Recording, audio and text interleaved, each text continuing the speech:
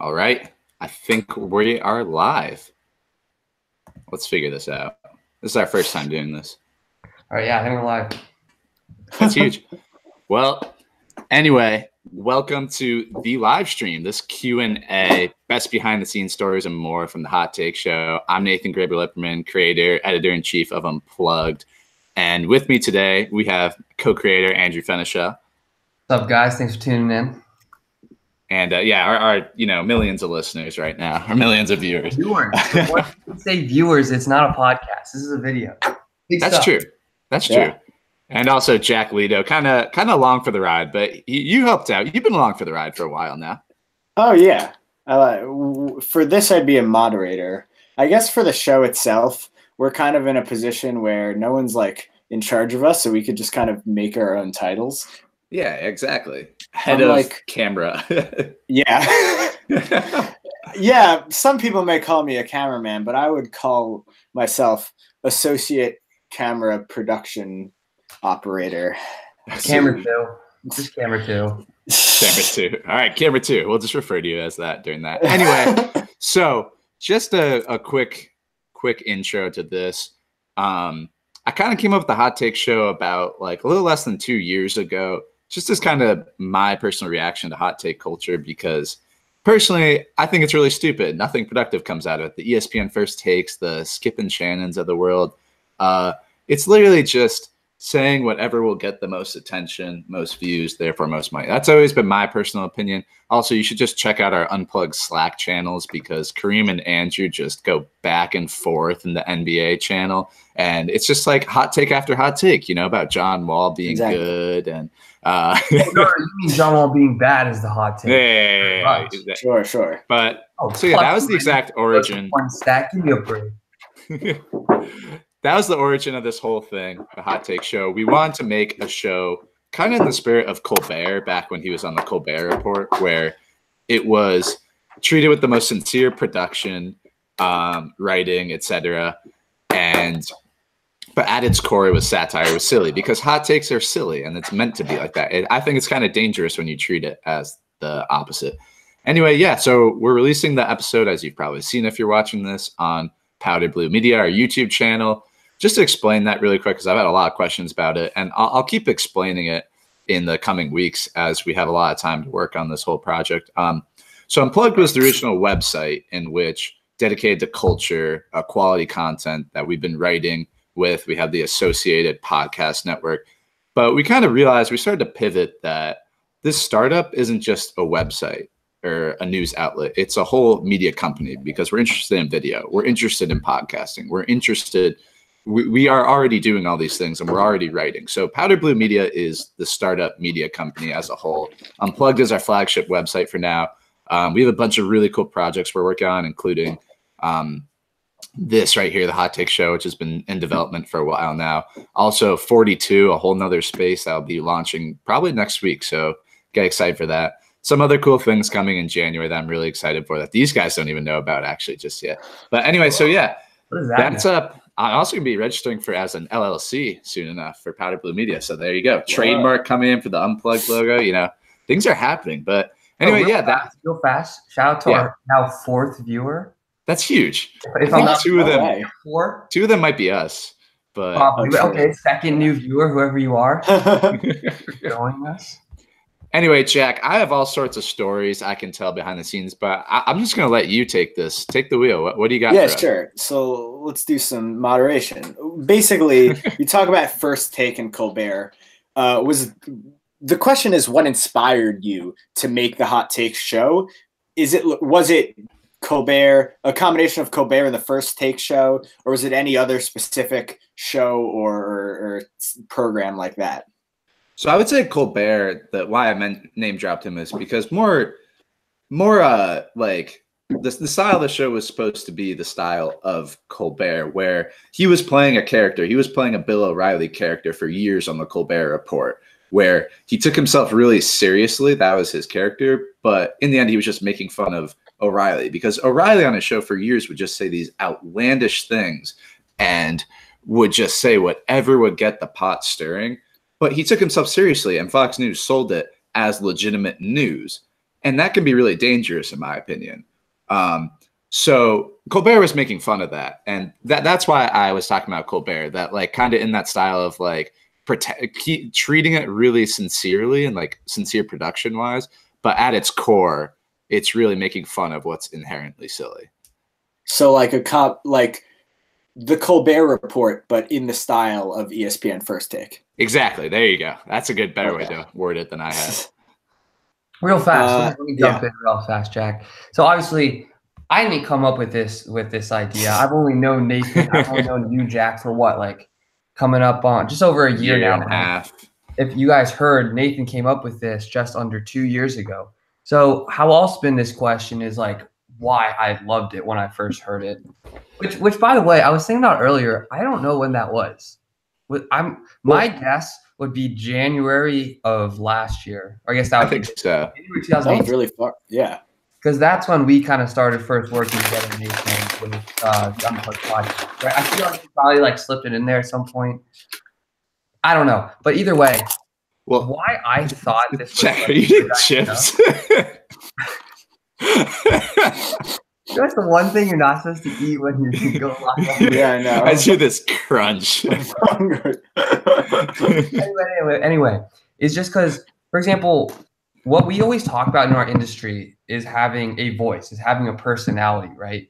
And so the flip side of that is that sometimes people try to be too much. And I think that's what we've been kind of getting at with just, throwing out boisterous takes out there, and hoping you get an audience because of it, because you're the only one saying it. That's why Skip Bayless has become so, I don't want to say popular, but like he found a niche market. Everyone knows who Skip Bayless is. Yes, exactly. He's the guy who hates LeBron.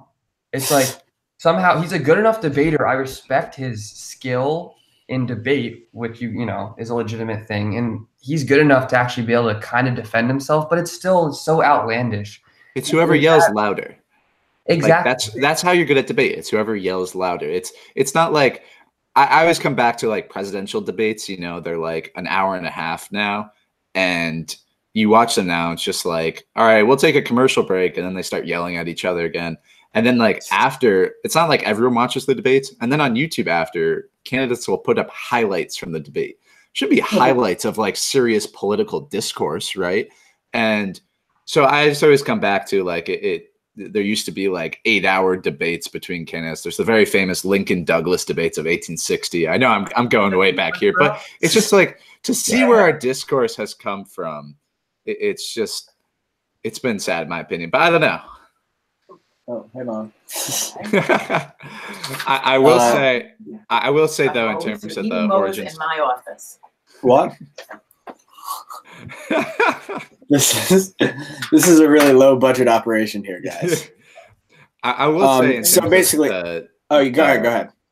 In terms of when like Andrew first heard about it, I would say it was about January or so, and me, Andrew, and Jake Liker, who was our first featured guest, were talking about it. And Jake was telling us how he thinks a beanie isn't a hat, which we thought was just a hot take right there. And so I had come up with the idea for the show, and I was like, all right, that's it. We're doing it. A beanie isn't a hat. And then our other friend, Peter Warren, who we have to get on the show sometime, #GetPeterWarren on the Hot Take Show, thinks that chess is a sport. So if you want to see that on the Hot Take Show, make sure to go hit up Peter Warren at the Peter Warren on Twitter. I actually would defend Peter on that. I will say, what's funny, Nathan, is the stories behind both of those hot takes, where we first heard them. I don't know if you want to tell the viewers when Jake first said a beanie's not a hat.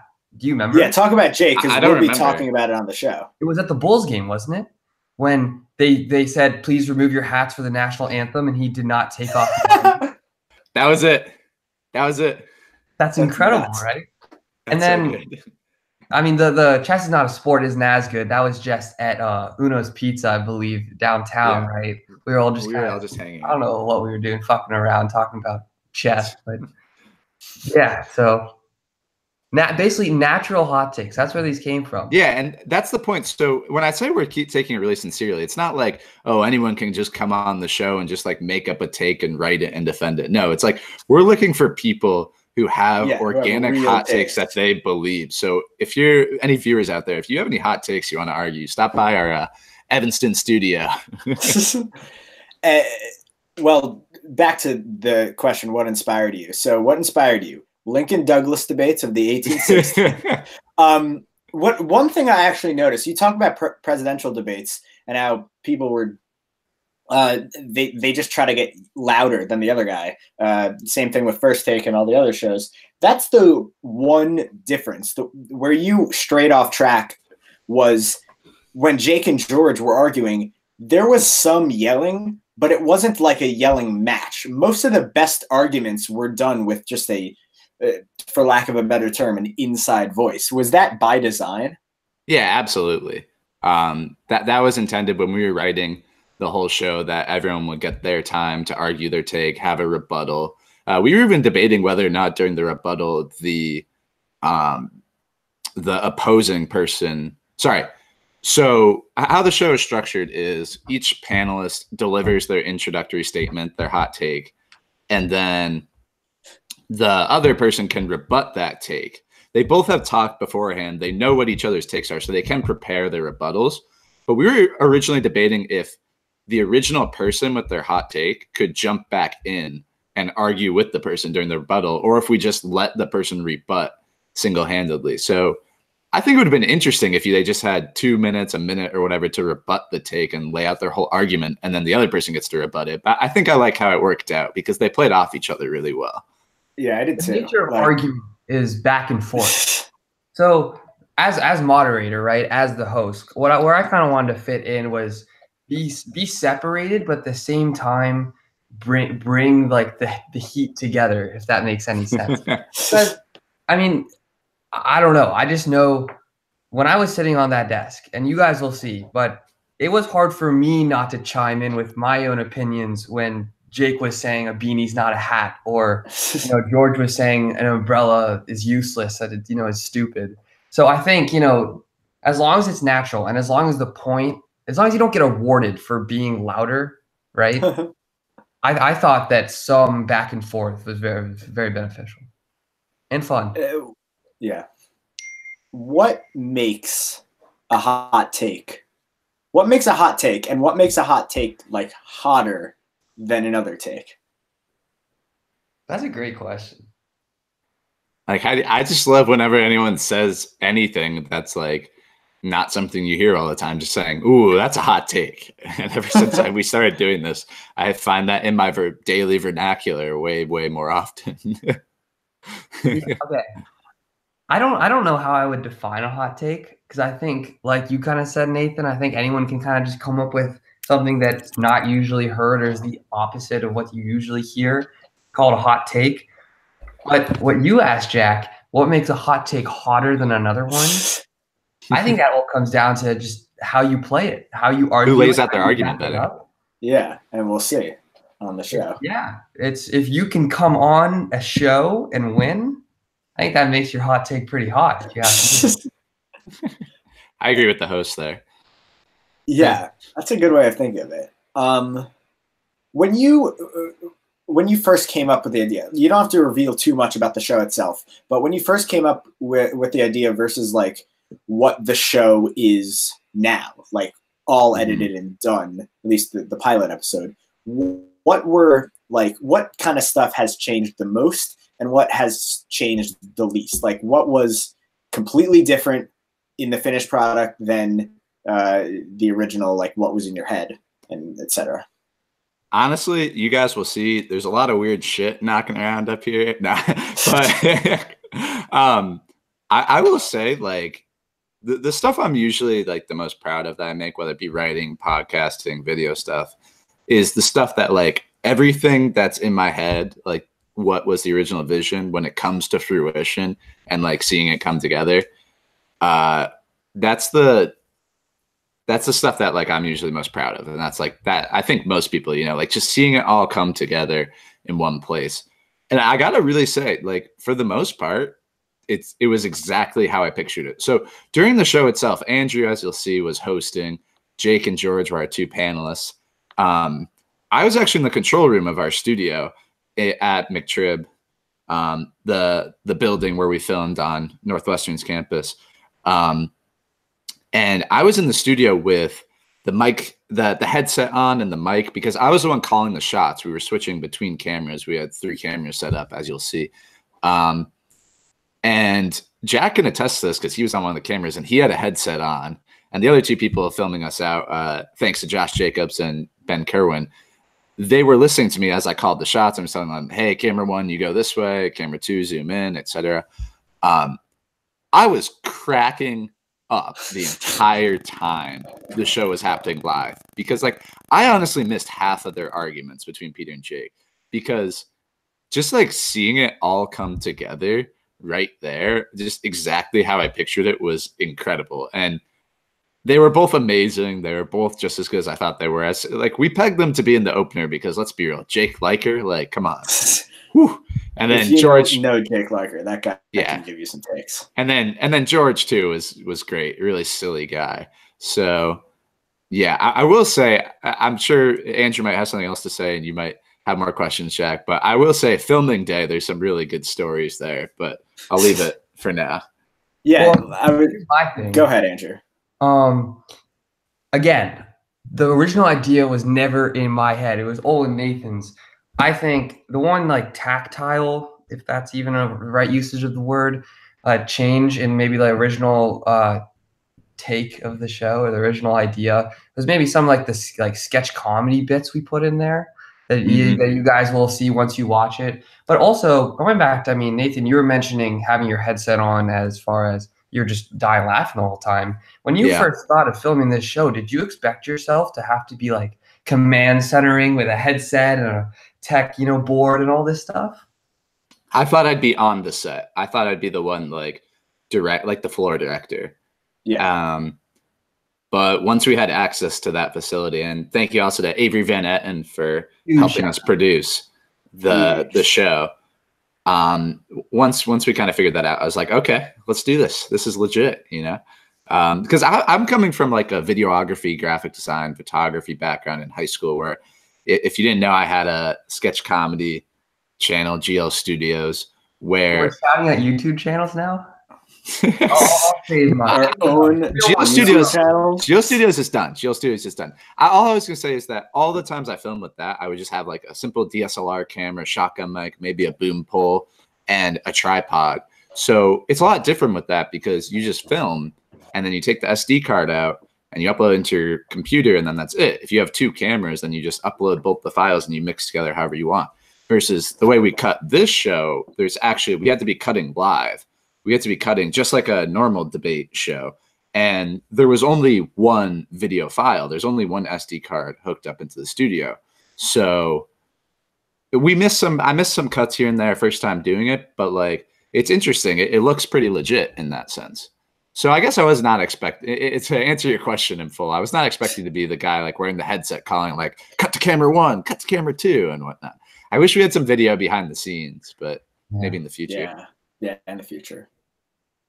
Do I have any other? I mean, well, I was gonna say one thing. Don't worry, Jack. We can just go off or tee off from here. So we had 3 cameras set up: Jack, Josh Jacobs, and Ben Kerwin. Josh Jacobs, Andrew, I think you just texted him and were like, "Hey, you want to help film?" And he was like, "Sure, I'll do it." I don't think he had any idea what he was getting into. And then, no, not at all. So it turns out, we thought that the studio, you just film and export it there, but it turns out Avery gets there at like 2 when we're supposed to be start filming. And she's like, "Oh, you guys don't have an SD card? You guys need an SD card to start filming." So we're like scrambling, like, who has an SD card? Who has this? Who's that? And like Josh goes to this area on campus called the Cage, where there's a lot of video equipment, and he runs into his friend Ben Kerwin, who was like, "Oh yeah, I have an SD card. Sure, I'll come by. I have some time." So Ben Kerwin shows up and starts filming for us. And eventually we get the SD card. George and Jake have to leave at 4, so there's a lot of pressure. They both told me afterwards, like, they didn't think it was going to happen. Like, they were talking about that on the set, which is kind of crazy. Honestly, most of us didn't, because we were just scrambling so much. I had to fix the graphics so they fit the back of the studio. Oh, yeah. I was like mad dashing in Photoshop for like 30 minutes. But anyway, I think one of the best parts is when we film the first segment in which Jake gives his hot take and then George rebuts it. Ben Kerwin, who's on camera 3, we cut. I come into the studio. I'm like talking to you guys, like preparing for the next segment, and then Ben Kerwin just goes, "I thought this was a sports show. This is hilarious." He was just like, "This is really funny. I want to be on this." So shout out to Ben Kerwin for that. Yeah, I mean, honestly, I think that just kind of sums it up. Like, what's so great about it, though, is no one who was really working with us outside of honestly us 3, maybe Avery too, because I kind of filled her in beforehand. But kinda, right? I don't think she really knew what she was getting honestly, into. I didn't really know what was going on. I was just up there kind of trying to like give the stage off to our 2 incredible panelists, and it's all live. It's all unfiltered. It's uncensored, unplugged.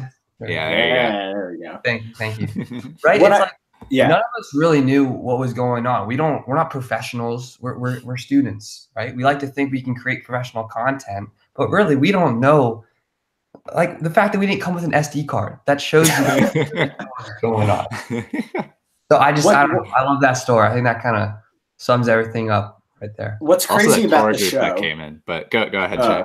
What's crazy about the show is that it isn't super like technically brilliant. Like it's not like we have SOTs going off or a VO with highlights going over it. And I was thinking, this is very low tech, like, because literally all you were doing was like camera 1 take, camera 2 take, camera 3 take. It was just those 3 cameras. But then I thought that's like exactly what the shows we're making fun of do.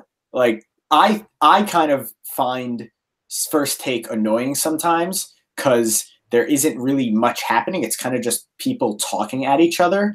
But I think that's what makes the show so profitable, is because people love that. And I think what I love about this show is that it's all about just the people, Andrew, Jake, and George, or Andrew and whatever 2 panelists just talking to each other. It's so interesting. And this is another point, like with the show, like you realize so Tony Kornheiser, Mike Wilbon came to campus for the Binghamton Northwestern basketball game, because Kornheiser's a Binghamton alum, Wilbon's a big Northwestern guy, and they filmed a live episode of Pardon the Interruption at our basketball arena. And I was there. I know Jack was there too in the live audience. But like you kind of realize when they walk in, they're kind of like crotchety old guys, and you realize like this show, like I watched all my childhood, it's just 2 old guys sitting there talking about sports with some makeup on. So. So it was kind of funny. Like we kind of channeled that in terms of the show. It's just like people talking, I will say another funny story from shooting day I wanted to say. So we filmed all that stuff with George and Jake first, and then they were out about 3:40. We started filming at 3, and then we had some solo stuff we had to film with just Andrew, including his spiciest flaming hot fuego take of the week. Great stuff. But as we were gonna start filming that, we were figuring out, because there's a separate section in the studio where there's the main studio desk, and then there's a separate section for like interviews or standing up segments. And as we're like figuring out how we're gonna go about that, this tour group comes in and starts touring the studio. And this one girl just like walks up to us who's in the group. It's like these 2 girls and their mom and a tour guide, a fellow Medill student. And she's like the most journalism-y kid ever, and asking all these questions like, how'd you end up in here? How'd you end up here? And like, what inspires you? And like, what do you love about this school? I don't know if you remember this. Every stereotype you could ever think of from a journalism character, like a beat reporter in a movie, it was her. Which isn't a bad thing. We're not hating her at all. She'll be at Northwestern.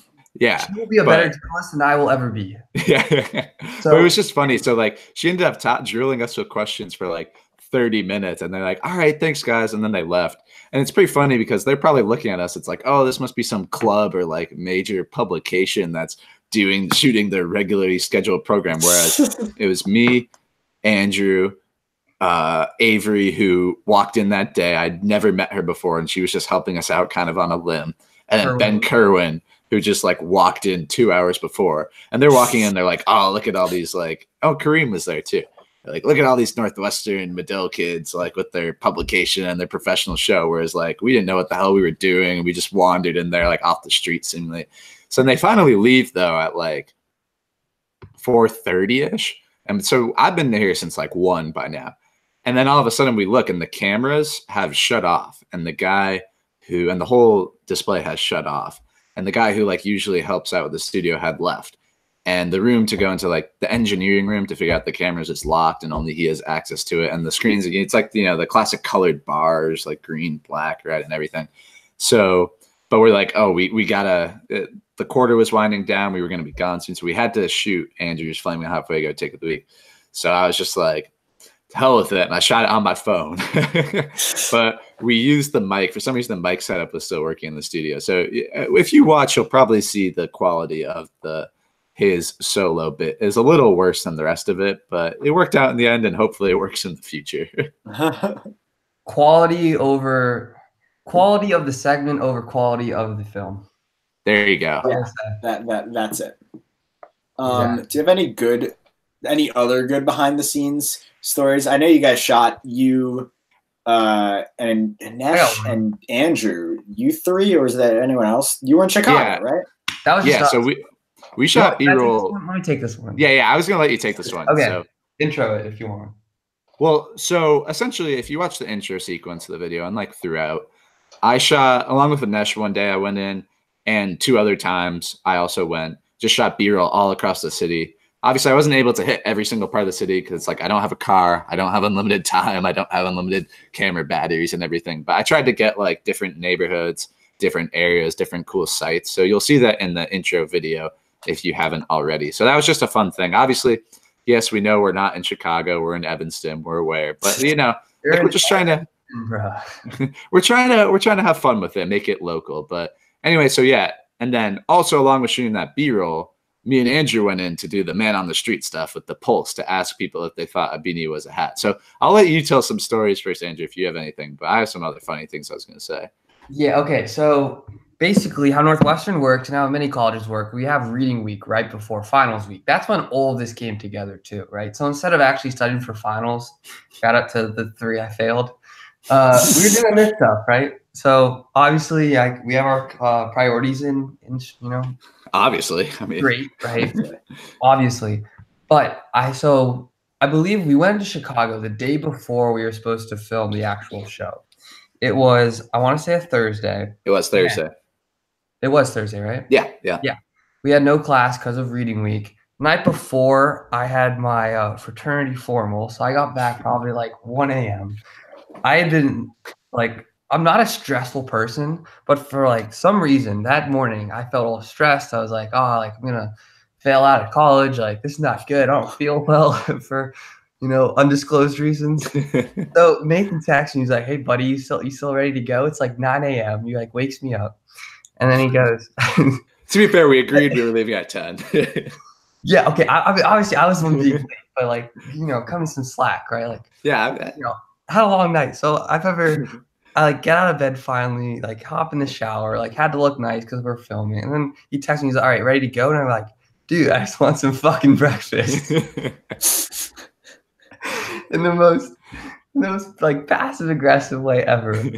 All over text too. It was great. And then I don't even remember how you responded. But anyway, maybe like an hour later, we finally get on the intercampus down to the city.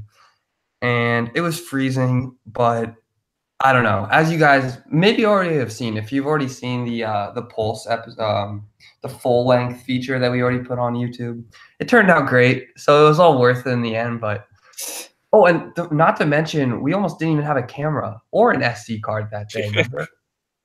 The fact that this all came together, man, is kind of incredible stuff. Yeah. I will say so. It was funny trying to get Andrew to come, but like once we got going, I knew he was into it. And I gotta say, it couldn't have turned out better. I will say so. What's hilarious is you'll see Andrew with his mic in the video, and that was plugged into the camera. But it turns out that mic needs an external battery in order to function. So I brought a lavalier mic just to be sure and put that on Andrew. So you'll see the quality is kind of meh on the man on the street because we were recording using the lavalier mic on Andrew, both him and the other people around him. So we're working on that. We're going to get another mic going forward. But if you would like to donate to our publication, you can, be a patron on Patreon, right? You want to continue the promo? We'll get there. Don't worry. Oh, okay, fine. A little premature. Bye-bye. But no, so that was really funny.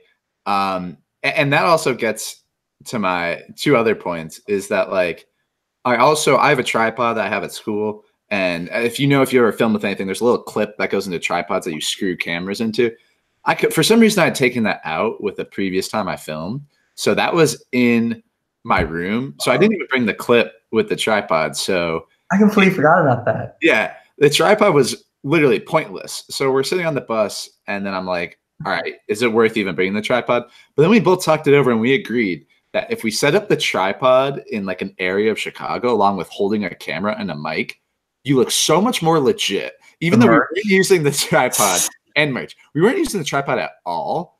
But then like all of a sudden people walk by and they go, whoa, like, they're like, that's legit. Even though I was holding this little small camcorder we got from the library, and it was just so funny. So we just had the tripods up. We had this mic plugged in. It's not even using that. But like, this was the thing though. People thought it was super legit. They didn't think we were just a bunch of college kids who were just like doing whatever the hell. Like we were right near the Chicago Tribune Tower, that whole Chicago Riverwalk area, great area. There's people like walking to and from work. I would say we hit on like 60% of people we asked if they wanted to be in it. I think it was over 50%. That's like, a pretty good ratio right there. We were not there for that long. But anyway, it was the kind of thing where like two people would walk out. Andrew would go up and be like, hey, this is where we're asking people with beanie as a hat for our show. Do you want to be on it? And then like one of the friends would be like, oh, yeah, you go do it. You go do it. And then, like, when they're like walking over and setting up the camera shot, I'm setting up the camera shot with them. Like their other friends standing in the corner, like, oh my god, and they're like filming them on their Snapchat stories. The best time that happened. I don't know if they thought we were like an actual TV outlet or what, but it was hilarious. We were using a mic that didn't even work. Oh yeah, literally, I was probably circulating around Chicago on like 20 different Snapchat stories, right? with the unplugged hoodies, like the one Jack's wearing beautifully right now. So.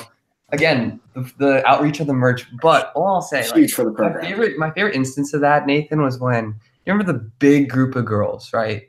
Yeah, it was like a team from a school or something. I don't know what they were. It was the one we interviewed was the very direct lady. Remember her? Yeah. All I remember is they're just passing. We just shout, "Hey, you guys think a beanie's a hat or something?" And then they slowly turn around. Yeah, they slowly turn around, and then. One of the friends pushes her in. She's like, oh, you got this. Then I look up and all of a sudden I see like 7 phones up. It's incredible. The power of the camera, man. So fun. So I just wanted to make sure. Let's say you're at the Tribune. It's the Tribune Tower. And I walk, I don't know, I walk out of a restaurant or something. I take a few steps and you see me. What is the interaction like when you want me on the show to be a person on the street? We had a good line going. Nathan, we remember the line I had that was getting people at the end? It was like, hey, we're asking people if do you think a beanie is a hat? I don't know. Oh, so it's literally just, it wasn't even like, do you want to be on the show? It was just, is a beanie a hat? At first, Andrew was saying like, hey, we're like launching our new show and like this and that. And like some people are like, men. And I was kind of like, no, you should just straight up ask people, do you think a beanie is a hat? And then be like, filming, do you want to be interviewed? We're filming our first show. And that got people interested because this is what I love about that take. Every single person has an opinion on that take. Just like in terms of when we were writing the script and I was trying to say like, oh, is this still worth really going for and whatnot? I was at ultimate practice at school on the sidelines. I wasn't playing because I injured my knee. And there's like 3 or 4 people kind of injured, like hang out with me. And then like all of a sudden kind of randomly, it's cold day. People wearing beanies. I'm like, real talk though, guys, is a beanie a hat? And all of a sudden, like all 3 of them start like arguing really passionately about it. And all of a sudden, like one of them is a coach and walks over to the other coaches. And I think, oh, they must be like talking about, like strategy and stuff and like running practice. And then he walks back over and he's like, okay, I just asked all the coaches if they think a beanie is a hat. Here's what they think. And then like by the end of practice, like 20 people were like vigorously debating it and arguing with each other, and it was just hilarious. And that's when I knew like we had struck gold with this take. And when we went to Chicago, every single person has an opinion on it because it is inherently silly. Like there's nothing serious about it. It's easy. right? You don't need any prior knowledge. You don't need any like expertise to, have an opinion if a beanie's a hat. Are you kidding? It's like, it's just fun and easy and simple, I'm kind of afraid that take was just too perfect. Like, are It we might have never? been. That's And a George's take was really good too. But like, are we ever gonna like come up with a funnier, or not good? I don't want to say good. I just mean like a good in the sense that everyone has an opinion on it. I think chess as a sport is pretty good. Yeah, it probably is. Not bad. That's not bad.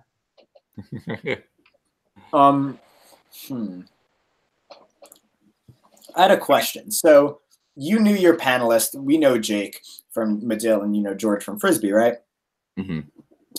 Who are the future panelists? Not specific people. I mean, just the future panelists you would see on the show. Because when I was watching, the only thing I could think of was theater majors. I thought they'd be perfect for the show.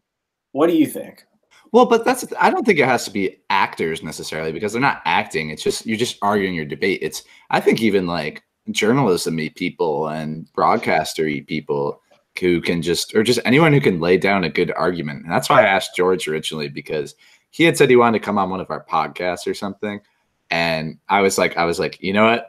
He'd be really, really good for this, because he's a really, really funny guy. And he just loves just yanking people's chain all the time. So I would say just anyone with a funny, good take that they can argue well will just be perfect moving forward. And I already have like 2 or 3 people who have like shown interest. One take we've heard, Andrew was with me, was dogs are overrated. Ooh. I've also heard a take that any chocolate with less than 70% cacao is a dessert. Whoa! What? It's not a dessert? No, if it has less than 70% cacao, it is a dessert. Oh, I don't really So is the take that chocolate isn't a dessert? Well, because chocolate isn't a dessert, but it's when you add sugar and milk and everything to it. So it's like once you're below 70%. I feel like chocolate is a dessert. Once you oversaturate it with enough, right? So that's a hot take. It becomes a dessert. Yeah. 70% though. That's just is that like a standard level of dark chocolate? I don't know, like cacao percentage. Yeah, like what makes chocolate dark chocolate? I have no idea. Yeah, me either. That's interesting. I'd like to see that. So I still think Peter Warren, get him on. Chess is a sport. Let's go. Yeah, guys, blow up his Twitter at the real Peter Warren. Is it at the real or is that the Peter Warren? Ooh, we'll check it out. I don't know. I really don't. Too lazy to look up. It's one of the two. But yeah, just tell him to stop tweeting about the Daily Northwestern. All right, here we go. Ready? Screen share time. All right, go get this guy. Look at that. Yeah. Get him on the show. Come on, with that pretty face, the thumbnail will just attract like 100K views right there.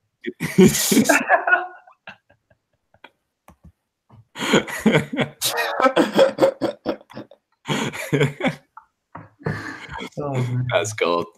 The other thing I was gonna add, Jack, was you said like who is our like the potential future panelists, and you both were talking about students. I mean, it doesn't have to be a student, right? I mean, really anyone can come on. At Skip Bayless, come on the show. Dude, reuniting Skip and Stephen A. Be huge. Huge for the brand. Absolutely. I will say too, I don't know if we clarified this throughout. I think we did at the beginning, but like you guys both haven't even seen the show yet, right? No. You haven't seen the finished product. Me and my brother are the only people who have seen the finished product. So test reactions, critics are in too. Critic reviews are in, and we're currently sitting at 100% on Rotten Tomatoes. So I hate Rotten Tomatoes, so I don't care. Ooh, that's a hot take. Okay. Put that on the hot take. It's not though. It's just such a terrible. There's problems with it, but anyway, I was gonna say like, what are you guys expecting? How high are your expectations right now? I'm so excited. Pretty high, because I was there. Like I wasn't a part of the show, but I was like making the show and observing the show. And there wasn't a point where I was like, I'm bored. Every single like second of that show was like, this is interesting. Like I will watch this. And parts of the show I was laughing. Like you had it easy because you were in the control room, but like we were in the studio, we couldn't laugh because it would just be too distracting. Yeah, it was probably hard because you guys heard me laughing in the mic. You guys heard, you had the headphones hooked up to me talking, and you guys probably were trying not to laugh, and you heard me just dying. Here's what I'll say. So I'm so excited, and this is one reason. Obviously, I was on desk. I thought the whole show itself, the run through went great. But the fact that right now I'm on the West Coast, right? Jack and Nathan are on the East Coast, I think. Yeah. Right. The fact that I could text Nathan in the last week at midnight my time and have like a 75% shot that he's still awake editing his time at 3 a.m. or later shows you how hard this man's worked on like editing and putting the whole thing together. Right, little round of applause. I'm gonna, blow your head up a little bit, but it just how much time we put into it, how good the actual run through was. I'm so excited. I can't wait to see how it turns out. I stayed up till 5:30 a.m. one morning. Yeah. There you go. Nah, hey, I put a lot of time editing into it. I hope you all like it. Other than that, it's debuting at 7 p.m. About 15 more minutes. You guys excited? I'm excited. Am I ever? I just want to see this thing. Yeah, I know. That's all I got though for now. Do you guys got anything else? Tell the viewer.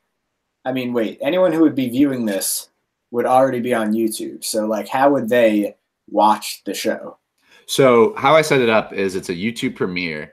So, if you go to our YouTube channel right now, Powder Blue Media, the video is already up and slated to release starting at 7 p.m. It's rolling out 7 p.m. Eastern time. So you can go on. You can chat with us. We'll be on there chatting with everyone too. Before leading up to the release, you can go on and start chatting on it. And then during the release, you can chat it with us too. After that, it's just a normal YouTube video in the sense that you can just replay it as much as you want. But if you're here already, have fun with it. Come watch the premiere with us. It'll be fun. Does that make sense? Did I explain it well? Or I understand. Okay. Is anyone chatting in it right now? Comment, like the video, subscribe if you haven't already. Yeah. And hey, if you like where we're going with this all, go check us out for sure on Patreon. I gotta say thank you to our first two patrons, Naomi Perry and Leslie Pepper Lido. Yeah, you could thank her. Well, I don't know if she's coming in, but would it be a really teenage thing of me to just yell "Mom" right now? Nah, yeah, don't do that. But yeah, if you like what we're doing between our podcast network, all our written stuff, and now our video with the Hot Take Show and more stuff still planned to come, definitely go check our Patreon account at patreon.com/ I think it's Unplugged with NGL. Maybe let me go check this really quick. I'll screen share it. Cool. But yeah, we're still kind of working it all out. But in the future, depending on what tier you pay at, there will be different. What was I gonna say? You can see there's like different kinds of exclusive content. You get a shout out on one of the podcasts, a percentage off merch. You get premium content, this and that. So if you're a fan of what we're doing, definitely go check that out. Again, there's a lot more stuff coming out in the near future, and we're really, really excited to keep bringing it to you. And yeah, follow us on Twitter, Instagram at Unplugged, UNPLUGG_D, and go check out our podcast network on SoundCloud, iTunes, Google Play, the Unplugged Podcast Network, UNPLUGG_D. Anything else? What's with the shades? Oh, I was wondering when you would notice. Thank you. Can I get my FaceTime real fast? That's guys. Thanks for tuning in. I think have we maintained a solid 4 viewers this whole time? It's been going up and down. This is great. You know what? I think one of them's me. I'm not sure though. Thank you, and enjoy the show. Kareem just commented, Andrew imitating John Wall. With fresh style and game, I agree. Couldn't have said it better myself. Well, Kareem, if you're out there, what's up? Hey, Kareem. Yeah. All right, that's all I got for you guys. All right, cool. I gotta watch Nets Pacers. Till 7 p.m.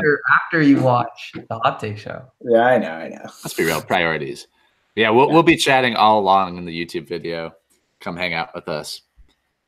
We'll be there. Peace.